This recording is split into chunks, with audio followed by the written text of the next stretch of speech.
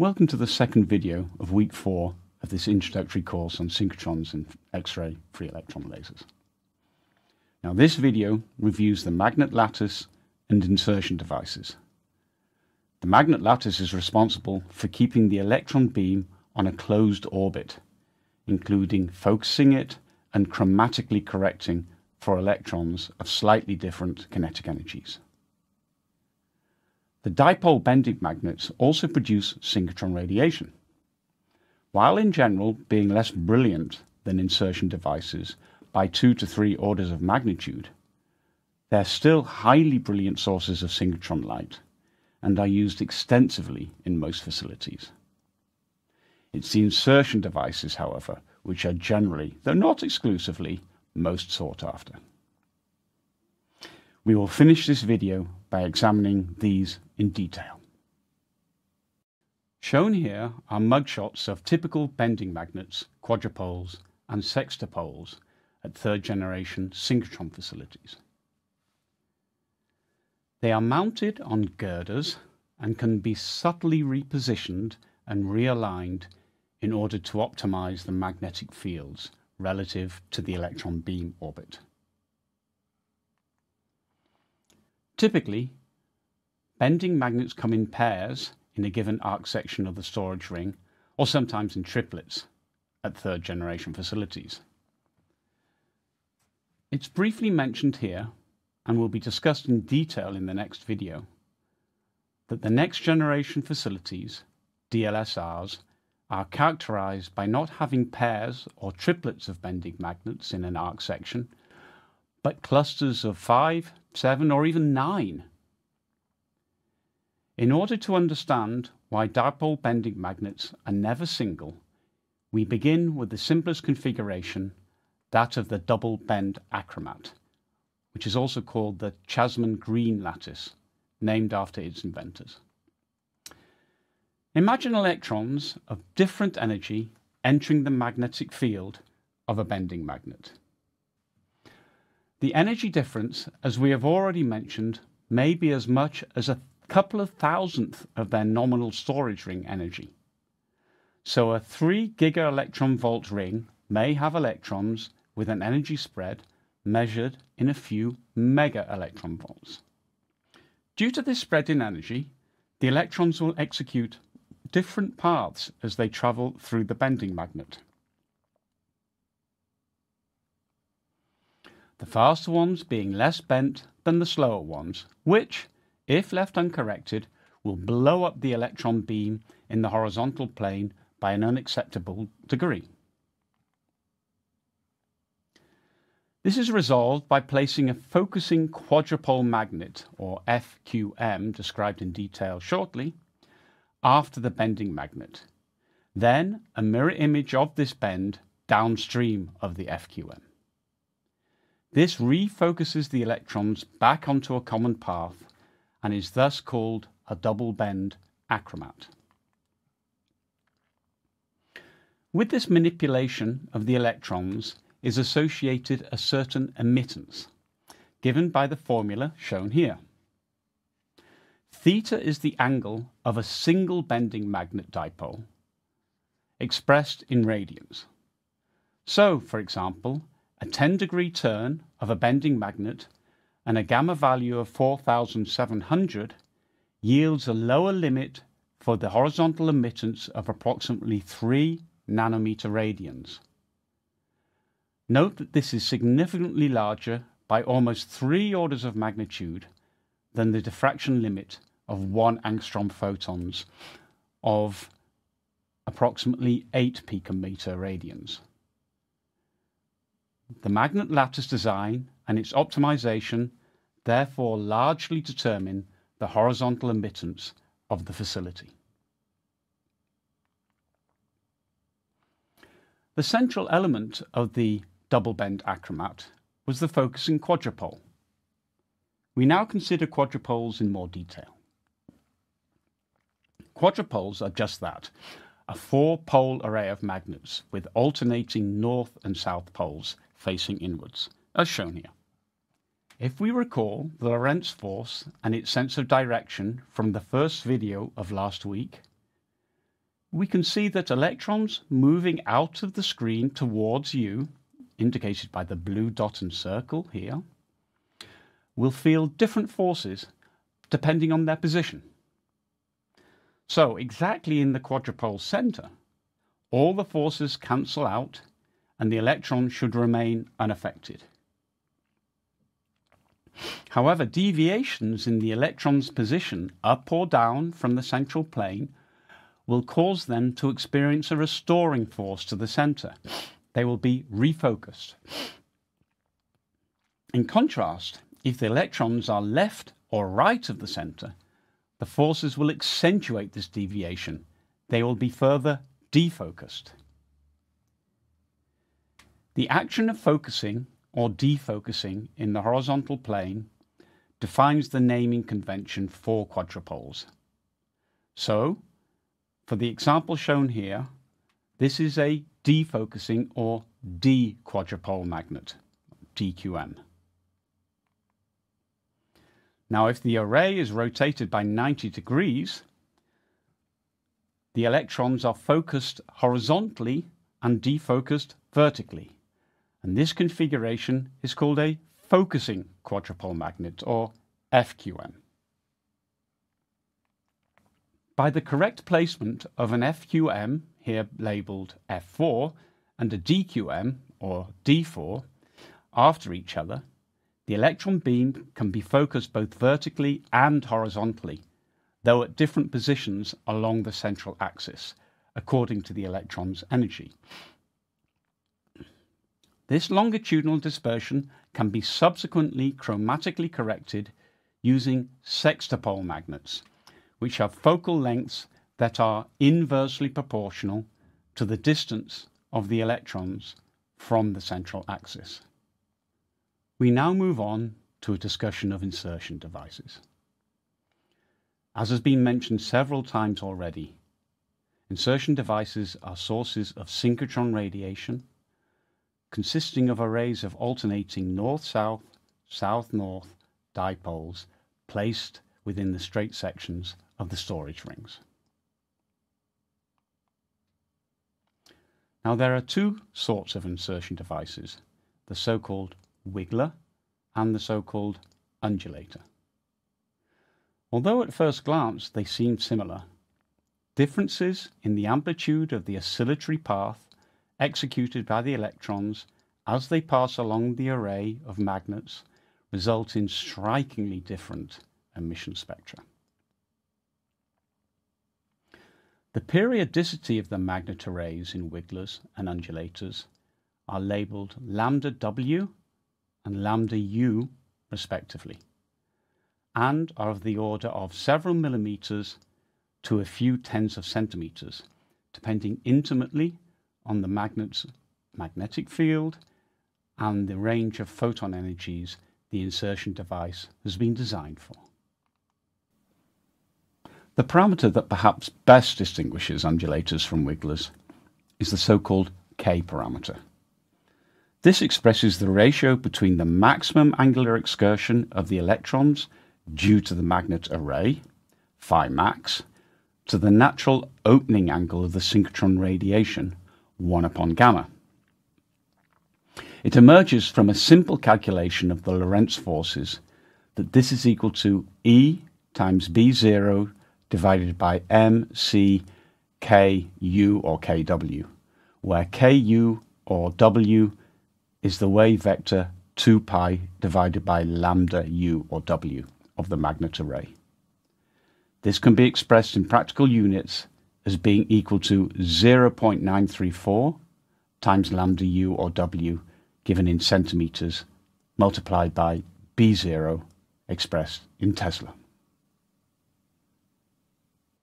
Insertion devices for which K is a large number, that is, the electron angular excursions far exceed the natural opening angle 1 upon gamma, are called wigglers. Undulators have much smaller K values, typically somewhere between 0.5 and 3. We begin with a description of wigglers. One can think of a wiggler simply as a bank of bending magnets in series. If the wiggler consists of n periods of lambda w, there will be 2n bending magnets.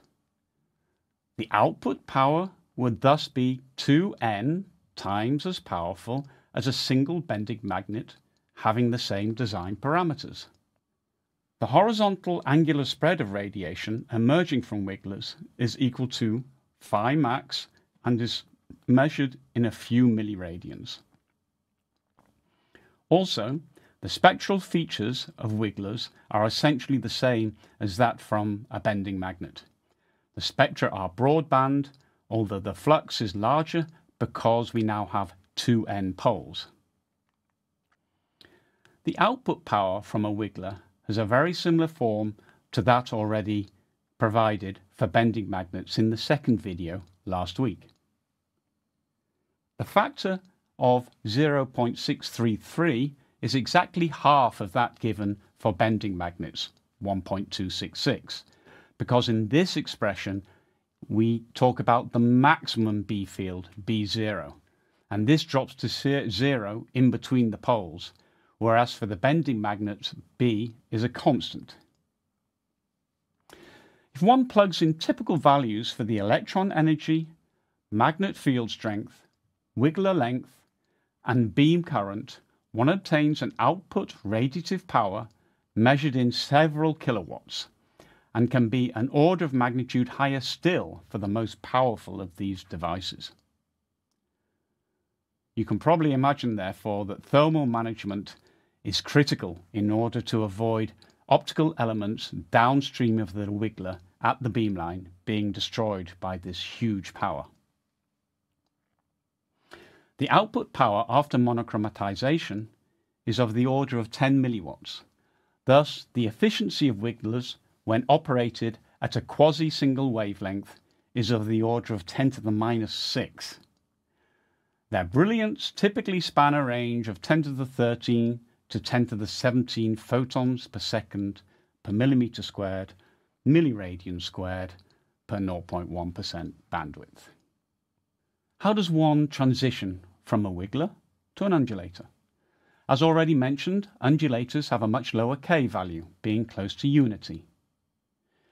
From the expression for K, we see there are in principle two variables we could change to achieve this. Either one decreases the magnetic field strength, or otherwise one shortens the ID period, lambda u or lambda w. Reducing the magnetic field strength isn't a good idea, as this will be associated with an unacceptable drop-off in the power output. Instead, undulators generally have shorter periods, lambda u, though they still remain of the order of several centimeters if they are designed to generate soft X-rays and ultraviolet radiation, as we shall see shortly. So, although undulators may seem at first glance to look similar to wigglers, the main differences being in the shortening of the magnet period and a consequent reduction in K, the spectra look very different. The wigglers produce broadband radiation, while undulators are characterized by narrow peaks of high intensity at regular intervals in energy. This begs the question, why? The reduction in K means that the emission lobes with natural opening angle plus or minus 1 upon gamma will now overlap. This overlap means that they interfere with one another, and consequently only certain wavelengths will interfere constructively. So what is the condition for constructive interference? Consider this schematic figure. Radiation is emitted at time t equals 0 at point A. After a time t equals t prime, the electron has moved one undulation downstream to point B along the path S, while the radiation that originated at A has propagated a distance c multiplied by t prime. The difference in these two distances is simply Ct prime minus lambda u, and only that radiation with a wavelength lambda n equal to an integral fraction 1 upon n of this will interfere constructively. The precise derivation for this condition for constructive interference is straightforward but fairly long-winded.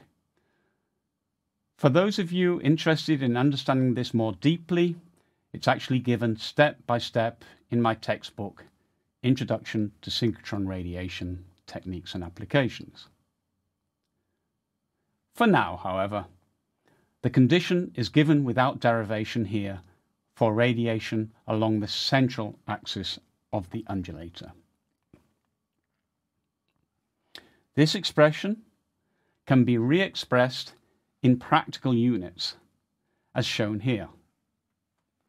As a rule of thumb, for most third-generation facilities, the fraction 13.056 lambda u divided by E squared in centimeters per giga-electron volt squared is close to, maybe a little larger than unity, let's say 4, and thus n lambda, n, is approximately 4 plus 2 k squared. This is only a very rough guideline and can change substantially depending on the undulator design. Let's go with it for the time being, however. It's not a bad approximation, for example, for the undulator serving the material science beamline at the Swiss light source. So let's consider, for example, the fifth harmonic, in other words, n equals 5, and a k value of 1.5. This results in 5 times lambda 5 being equal to 8.5, and therefore lambda 5, the wavelength associated with the fifth harmonic, is equal to 1.7 angstroms. But this seems to imply that one can only select very specific wavelengths. If, for one reason or another, one wants to access a wavelength in between the maxima, shown schematically here, with the yellow arrow, or indeed, if one wants to scan the energy continuously, how does one go about this? Again, the clue is in our expression for K. We can't easily change either gamma, the storage ring energy, or lambda u, the undulator period, but we can change B0, the maximum B field. If, for example, we increase the field by driving the upper and lower jaws of the undulator magnet array together, K will increase. The term on the right-hand side of our expression for the condition for constructive interference also increases, and thus for a given n, lambda m will also increase, and the photon energy will decrease. We therefore need only to adjust the gap size so that the spectrum contracts along the energy axis until a spectral maximum lies at our desired energy. Undulators are therefore tuned by varying the gap between the poles of the magnet array.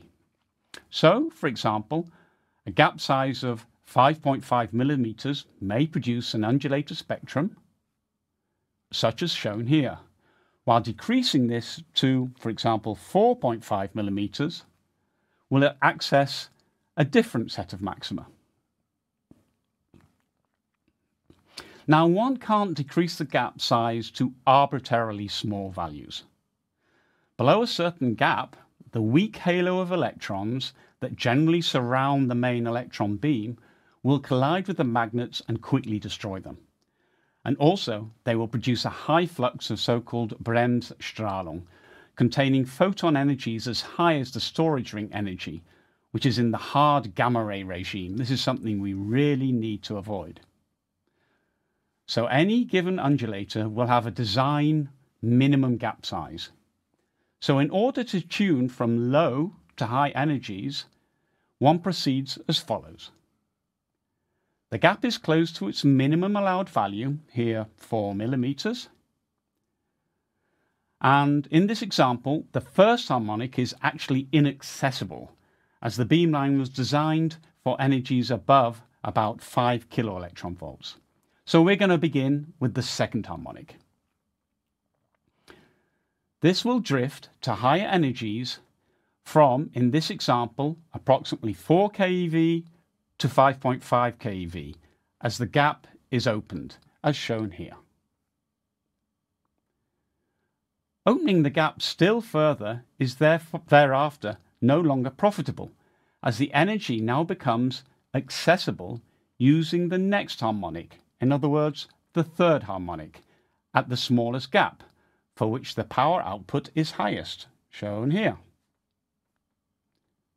Thus, one jumps repeatedly from one harmonic to the next as soon as that next harmonic can access the energy with the smallest allowed gap.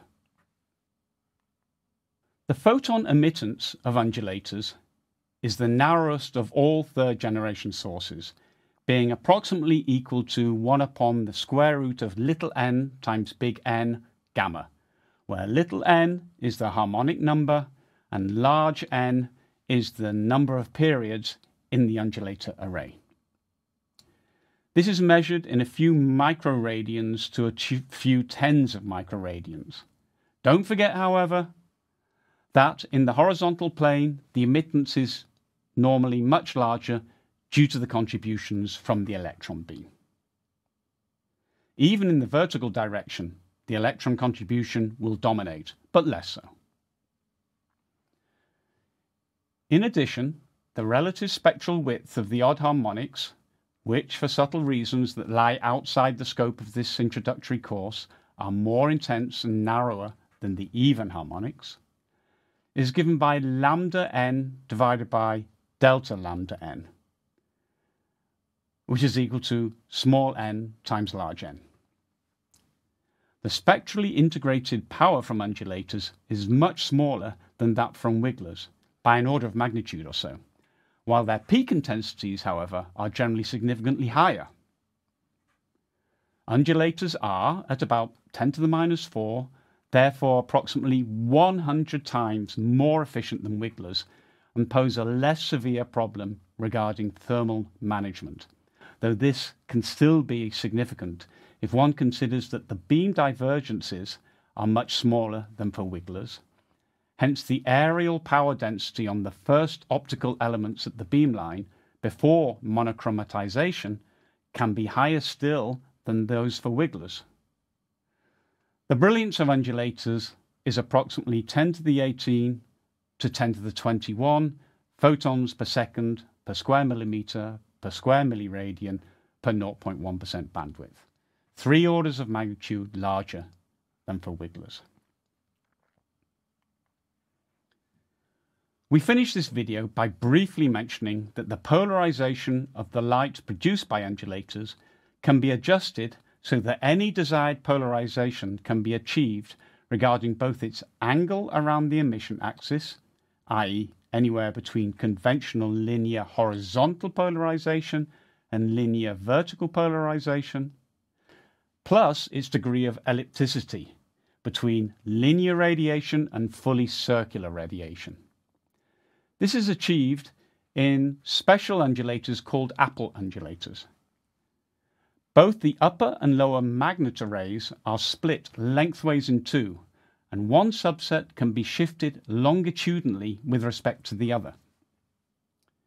Shown here are just 5 possible configurations of linear horizontal, LH, linear vertical, LV, linear tilted, LT, right circularly polarized, RCP, and left circularly polarized, LCP. This capability can be crucial to the success of certain spectroscopic techniques, such as, to name just one example, X-ray magnetic circular dichroism, or XMCD. So in summary, you have learnt in this video how electrons are steered, focused, and squeezed in the magnet lattice, while the physics of insertion devices has also been described. In the next and final video of this week, the physics of diffraction-limited storage rings and X-cells will be covered.